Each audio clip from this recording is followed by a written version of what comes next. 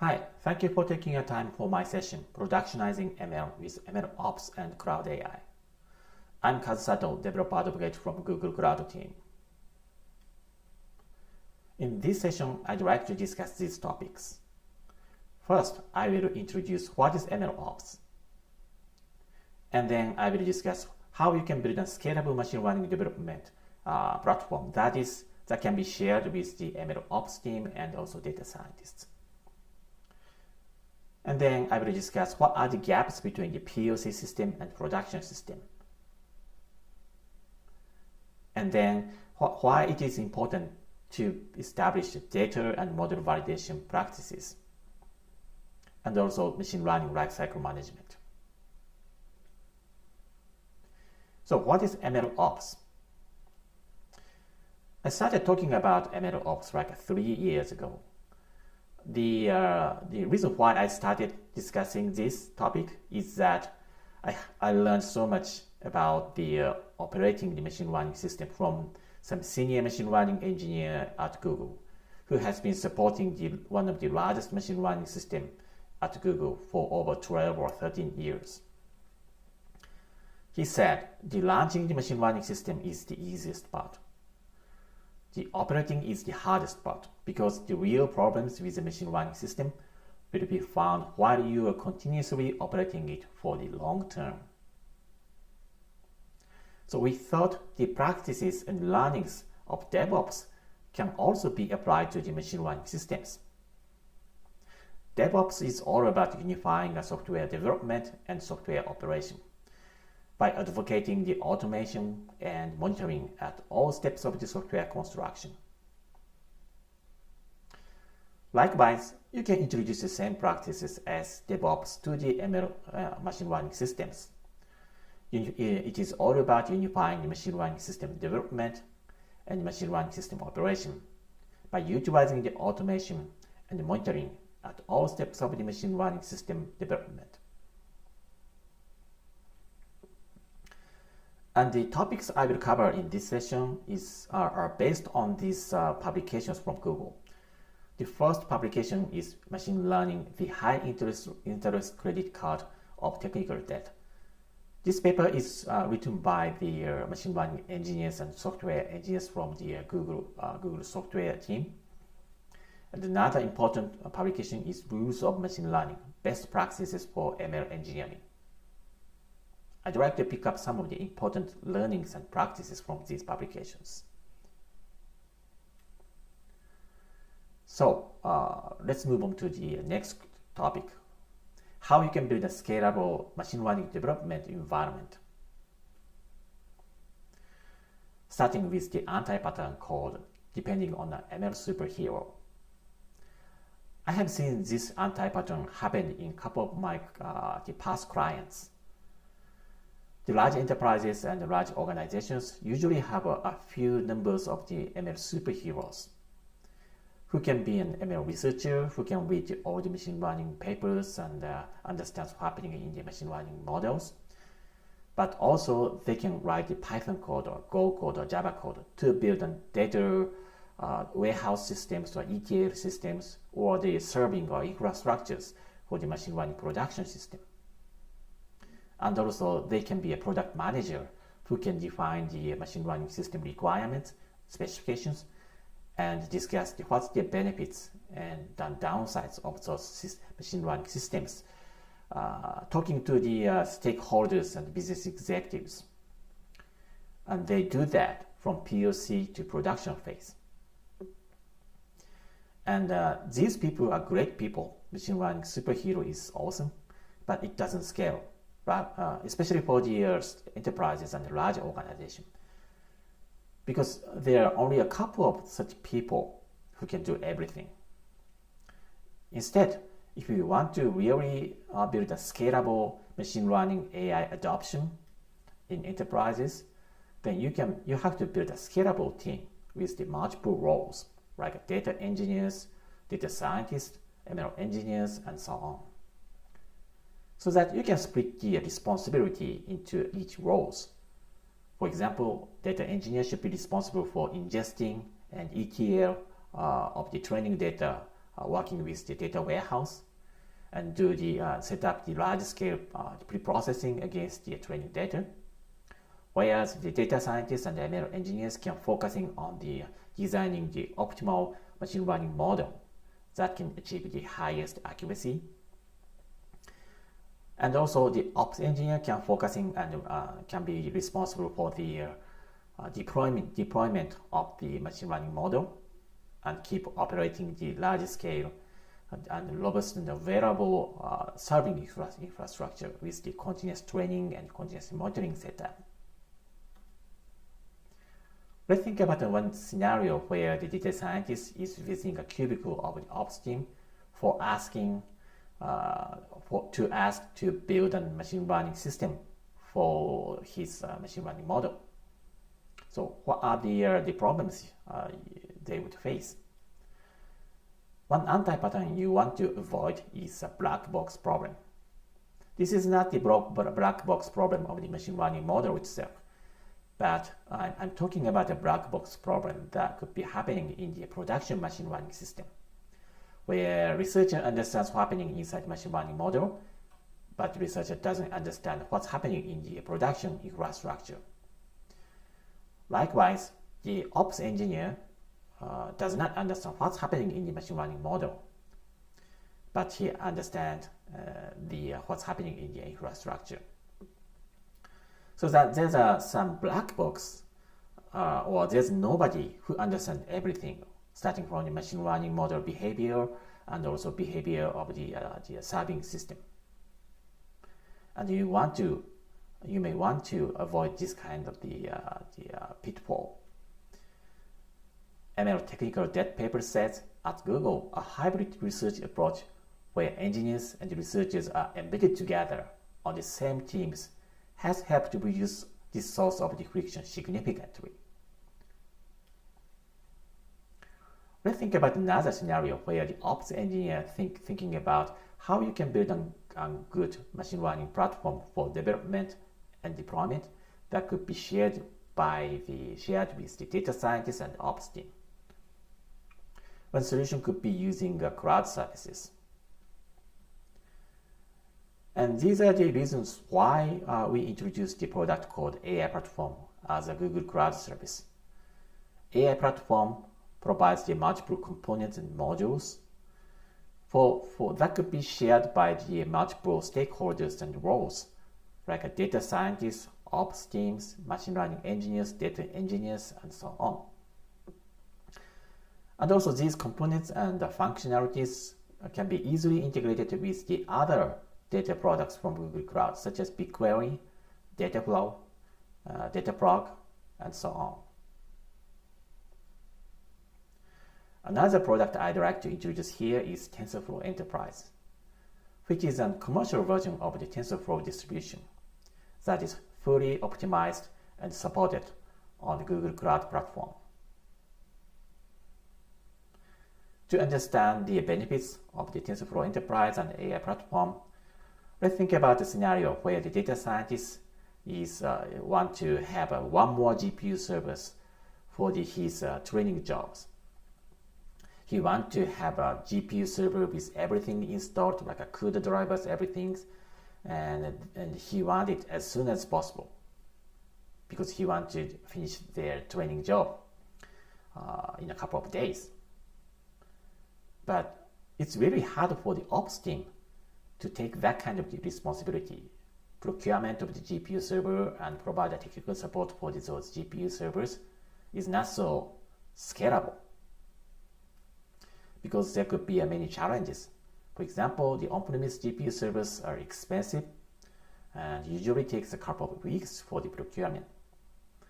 And also, in early days of the data science, each data scientist would spend their times on installing the CUDA drivers, TensorFlow, PyTorch, Matplotlib, NumPy, everything from scratch. So that are not managed by the ops team or technical professionals. And also there could be a problem of the over-provisioning of GPU resources. Maybe one data scientist would need 8 GPUs right now, but other data scientists would have unused GPU servers forgotten because the project has finished like a couple of weeks ago. So for the ops team standpoint, it's really hard to provide a technical support for these unmanaged servers or the resources. Instead, one solution could be using the TensorFlow Enterprise on Google Cloud, especially the Deep Learning VM or DLVM. DLVM is a standardized VM image for data scientists. It's a virtual machine images that includes all the everyday tools that is used by the data scientists, such as the TensorFlow 1.15 or 2.1 or 2.3, or the CUDA drivers, NumPy, scikit-learn, Jupyter Notebooks, PyTorch, and everything. So the data scientists or ops teams don't have to spend their time on installing those softwares from scratch. And also, because it's a VM image, it can be easily instantiated with Google Compute Engine or AI Platform Notebook. And not only the standard GPU instances, but also you can create an preemptible GPU with those virtual machine images. Preemptible GPUs provide the low priority GPUs with the higher cost performance ratio. So it's possible that the preemptible GPUs instances could be shut down maybe a couple of times in a day. But if you are using those GPUs for the batch processing based training jobs, it's not a big problem for you. But the benefit you could get is the cost. Preemptible GPUs is 1/3 of the cost of the standard GPUs. Let's take a look at the demonstration video of the DLVM. To start using DLVM, you can just open the Cloud Console and look for the Deep Learning VM on the marketplace, so that you can easily find the DLVM images and creating Google Compute Engine instances with it, specifying the version number of the TensorFlow and how many CPUs or GPUs you want to use, and that's it. In this case, it's specified the number of CPUs and push the create button, so that you'll be getting all the software stacks for the data scientist and the virtual machine images, virtual machine instances within a couple of minutes. Another product I'd like to introduce here is AI Platform Training. This is a managed infrastructure for the large-scale distributed training. And again, all the software stacks are already installed, so you don't have to spend much time on installing softwares or building the large-scale cluster with Kubernetes engine and so on. Instead, you can just press a couple of the buttons to invoke the training job on the AI Platform Training, so that you will see maybe a couple of GPUs or tens of GPUs running as a distributed training to finish your large-scale training jobs in a very short time period. And also, it includes the state-of-the-art automated hyperparameter tuner that is originally used for the internal use cases in Google's machine learning engineering. So you can get the state-of-the-art, Google's own the hyperparameter tuner for finding the best hyperparameters for your machine learning models. So that was the problems you can solve with the production development system. So what about the problems you can find on productionizing the serving system? There are many gaps between the POC and production systems. Let's think about portability and scalability of machine learning system. For example, data scientists would ask ops team where they can support the 10 million users with the prototype code. But usually you cannot do that, because prototype code usually are written without thinking about the scalability or the portability. You may have to maybe add like 100,000 lines to it for the scalability and portability. There are many gaps between the POC and production to fill the gap, there are many gaps between POC and production systems, such as the dependency on the local environment or dependent on a certain data scientist, whereas production system, you have to make everything portable and shareable. And also, you cannot rely on a single notebook instance. Instead, you always have to have a multiple instances. In some cases, you have to have like 10 instances or maybe hundreds of instances or containers that is orchestrated with the auto-scaling out or auto-scaling in or load balancers. Because you'll be getting maybe tens of the hundreds of incoming prediction requests from the other services or consumers. And also, everything should not be depending on a fragile manual process. Instead, everything should be reproducible, automated as an end-to-end lifecycle. Lastly, you have to think about monitoring. Because it's a production system, you need a monitoring and alerting system. One product I'd like to introduce here is the AI platform prediction. This is a managed service for the online or batch prediction service. And the largest benefit of the prediction service is the scalability. It provides the auto-scaling feature, so you don't have to take care of how many instances you would need to handle the current workload. Instead, it automatically adds more and more instances or reduce number of the instances based on the traffic.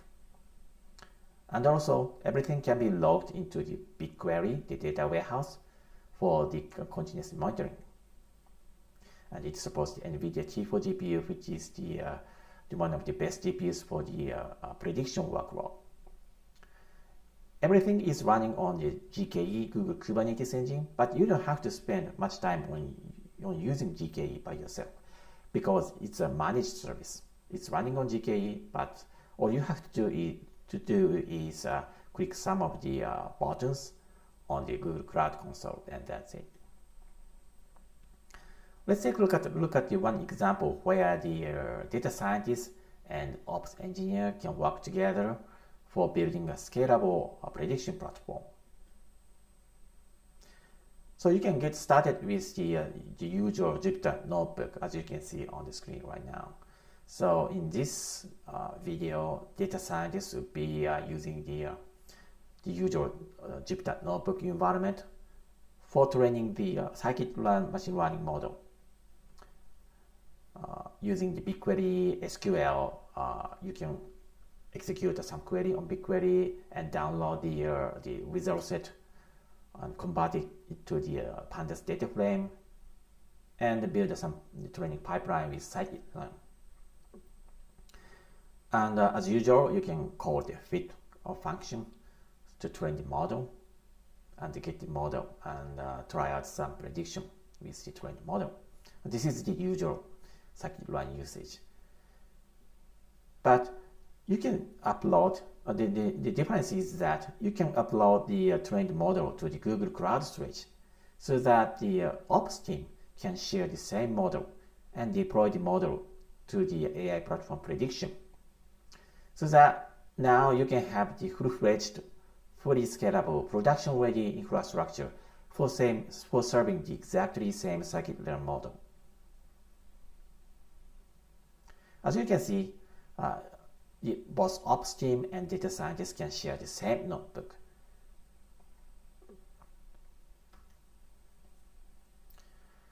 Another product I'd like to introduce here is Deep Learning Containers of TensorFlow Enterprise. Deep Learning Containers shares the same standardized software stack with the DLVM, but difference is that this is a container image for data scientists. So again, it has the pre-installed TensorFlow, CUDA drivers, NumPy, but everything is in the containers, not the VM. So that you can easily deploy the containers to the container runtime environment, such as the Google Kubernetes engine or the AI platform training and AI platform prediction. So that you can get all the benefits with those container environment, such as scheduling of each instances or lifecycle management of each instances or pods. What if your instances would have some failure? the GK would take care of the rebooting the pod or instances automatically. Well, what if you are getting the thousands of the millions of the requests per each second? In that case, you can use the load balancer of the Google Kubernetes engine so that the each serving request or prediction request will be dispatched to the appropriately for each pod for the serving. Logging and monitoring and troubleshooting and security. Those are all problems required to be solved for the production system, but you don't have to spend much time on solving this problem by yourself. You don't have to write hundreds of thousands of lines of code to solve these problems. Everything is already encapsulated, provided with the container environment of Google Cloud. This is one example system diagram how you can combine those components to build on one solution. For example, you can use the BigQuery for pre-processing or ingesting data from data warehouse, combined maybe with the Cloud Data Flow for ETL.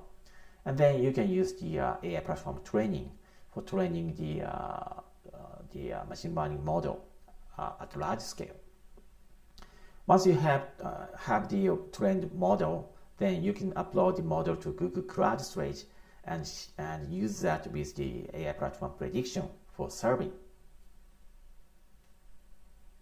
And what about performance? Maybe data scientists would test with 10,000 rows, but usually data scientists' POC code are not optimized for handling the production level training data.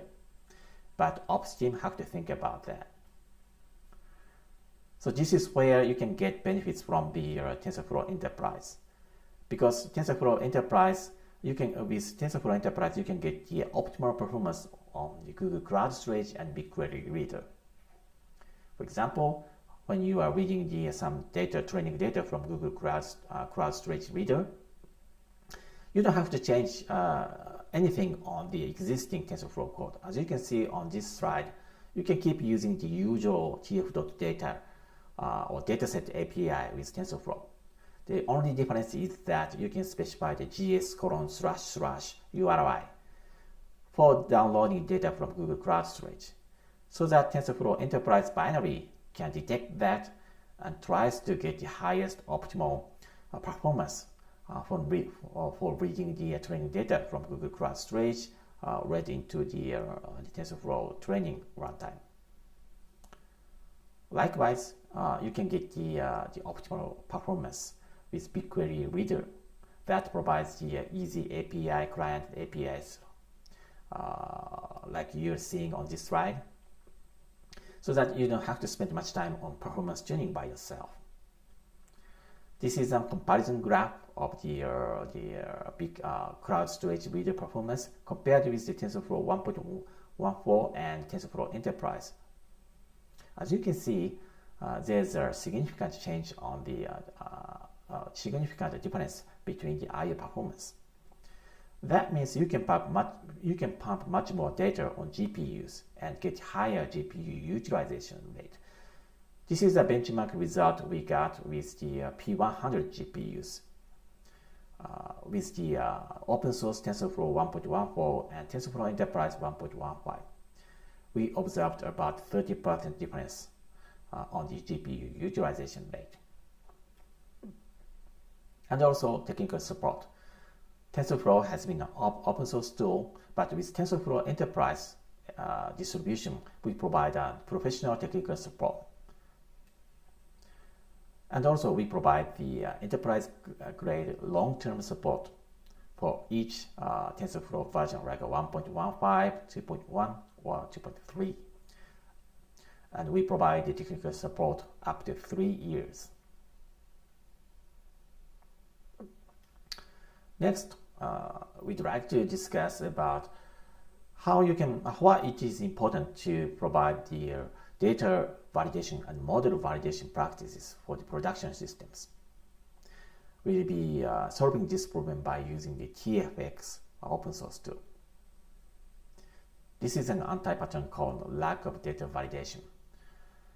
So with the ordinary IT system, many people are writing millions of lines of unit testing code to make sure that the behavior of your IT system is working as expected. But with machine learning system, the important behavior of your IT system is defined by the data and machine learning model you have trained with data. How can you make sure that your behavior of machine learning system is working as intended? You cannot write millions of the unit testing code against machine learning model. How do you make sure about that? Another problem you would see with the production system is training serving skew. So maybe data scientists would spend much time on the POC notebook and something. But if you bring the same model to the production system, in many cases there could be some changes or differences between the accuracies between the training data and the serving data. This happens because of the many different reasons. For some cases, maybe the distribution of the features found in the training data and the serving data are quite different. Or there could be a difference of the pre-processing or how they apply the windowing on the time series data, or any other slightest changes can make the difference on the accuracy between training and serving. So to solve these problems, we provide a solution that is packaged as a TensorFlow Extended, or TFX. This is an open source tool developed by the TensorFlow team. And the orange components are now published as an open source tool.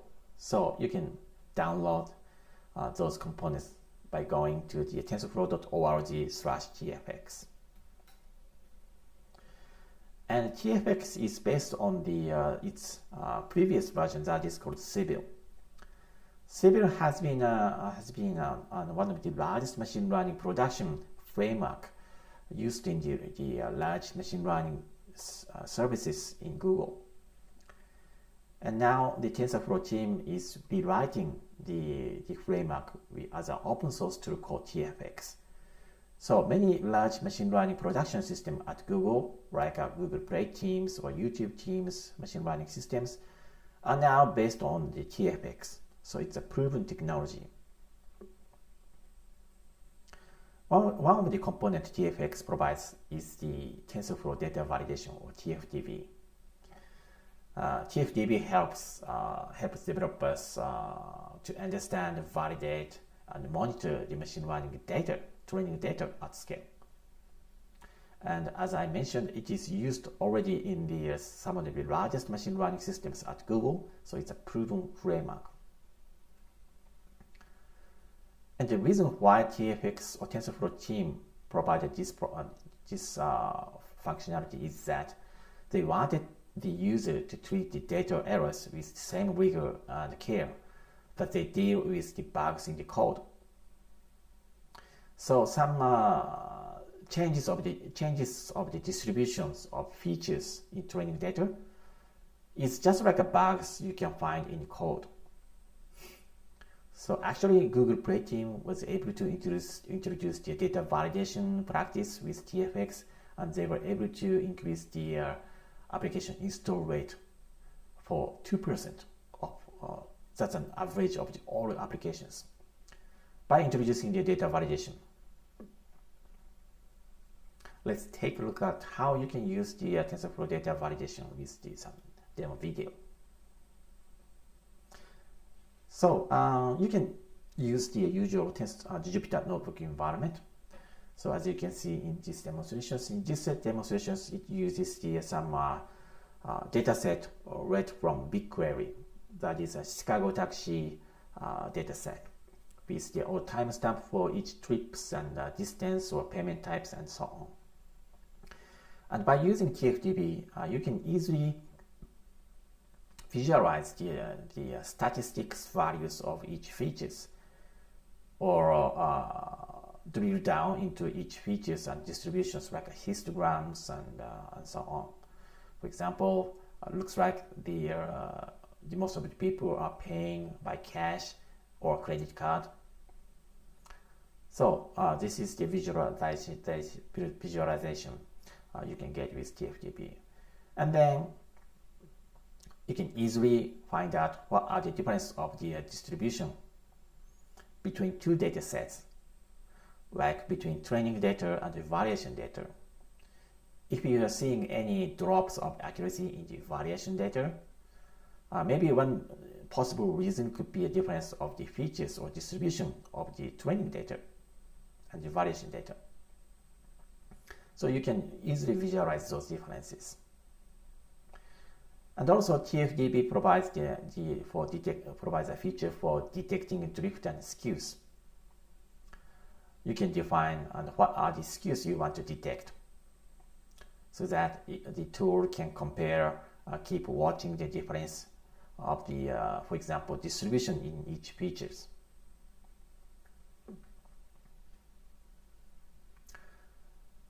And another anti-pattern we have to solve in production system is the freshness requirements. Not knowing the freshness requirements is another anti-pattern. What is freshness requirements? This is an intervals you want to retrain the model based on each business requirements. For example, if you are training a model for the news aggregation site, maybe you want to retrain the model every 5 minutes or maybe 10 minutes. Whereas for the other use cases, such as the recommendation systems for e-commerce, maybe it can be a longer interval, like the model can be retrained every day. Or for other use cases like natural language processing or voice recognition, maybe you can just retrain the model every 1 month or every year.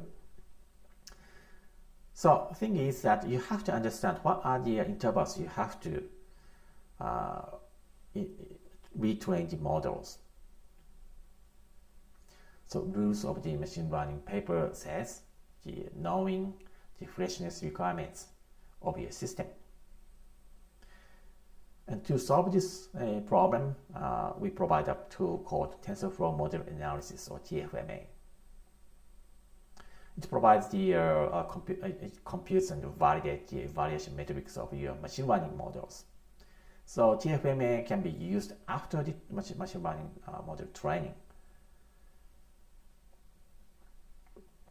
So one feature you can use with TFMA is that you can easily compare the difference between the different models, versions of models. For example, your model has been performing so well maybe 1 month ago, but after 1 month, the accuracy is gradually dropping down, and now the accuracy of the same model somehow so low. So you can detect that kind of the drop of the accuracy by comparing between the different versions of the machine learning models. And not only a timestamp, you can also define any other slices or segment of data sets. The one popular slice of segment of data set is the timestamp, like a time of day or maybe day in a week, so that you can see the difference between those times. But you can also define other segments, such as the demographic data of each user. For example, your machine learning model is working so well for the people in United States, but it's possible that the same model doesn't work well for the Japanese people. Or how about the ages? Does it work well for the children or elderly people? Does it work well for the any different kinds of the genders? So by using TFMA, you can make sure you can define any different identity groups, and compare the difference of the matrix. Let's take a look at how the TFMA works.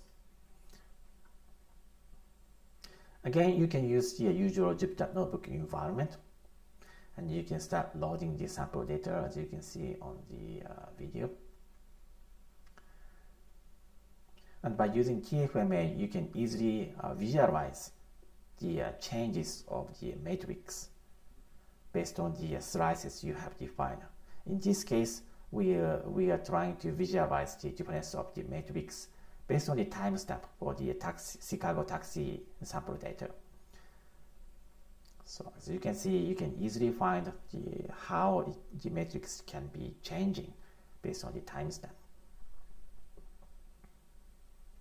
The metrics can be anything like a ROC or the accuracy or F1 score and so on.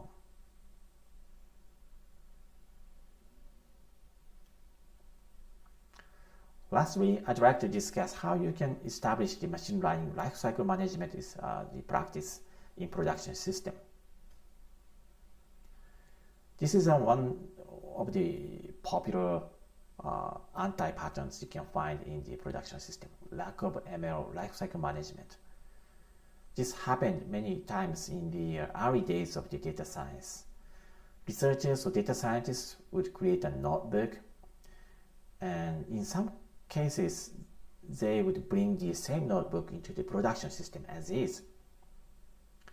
And maybe it works so well at the time of the service launch, but how about after 1 year, 2 years, or maybe 5 years? Will it keep working without any problem? In some cases, the data scientist or researcher would get an emergency call from business people, like a director would ask you to retrain the model ASAP. But can you remember how you can rebuild the same model? By finding some old notebooks you have in your local laptop or something. Actually, this is not a job for the data scientists or researchers. This should be responsible. The other roles, right, such as the ML ops, the ops team should be responsible for this kind of job. Another anti-pattern for this aspect is the lack of continuous monitoring. So if you don't care about the continuous monitoring or alerting system, who is the first person who would notice about the drop of the accuracy of your model? The answer is the consumers or users of your machine learning models. So for example, technical support people will be getting so many claims or feedbacks from the consumers that the machine learning model, or for example, the recommendation is not working so well. So you don't want to be the last person to notice about the problems in production systems. So to avoid this kind of the problems, we introduced a product called Cloud AI Platform Pipelines. This is a commercial product that is based on the open source tool called TFX. In TFX, there's some product components for building production pipeline systems, and we provide the product as a commercial product that is supported and managed on the Google AI platform. And AI platform pipelines allows you to publish your machine learning workflow within an orchestrated pipeline. So it's works like on Lego blocks. You can take some components in the TFX and connect together, combining them to build the pipeline you want to build. And inside it, everything is running on the GKE Kubernetes engine. And we use the open source Kubeflow pipelines tool, running as a managed commercial service. Combined with the metadata store, it manages all the metadata for the data sets or hyperparameters or the models of different versions. And with the AI platform pipeline, you can easily check out what is happening in the production machine learning pipeline by using the user interface and console. For example, what's happening for the data pre-processing or validation phase, what's happening in the feature engineering, what are the training process are going, and what are the metrics you are getting from the training model, and so on. So that you can easily compare the different metrics like accuracy, ROC, and so on. on different timestamps or versions of the datasets or the machine learning models. So take a look at the actual live demonstration video of the AI platform pipelines. So as you can see, you will see the DAZ or directed acyclic graph of the machine learning pipeline on the user interface. And also, you can access the lineage management user interface. And for each artifact, like a dataset or machine learning models or the hyperparameters, all the lineage, like what kind of the data set and what kind of the parameters, hyperparameters, and what kind of the models are used for training a specific model. Those lineages are managed and easily reproduced by looking at the lineage explorer in the user interface.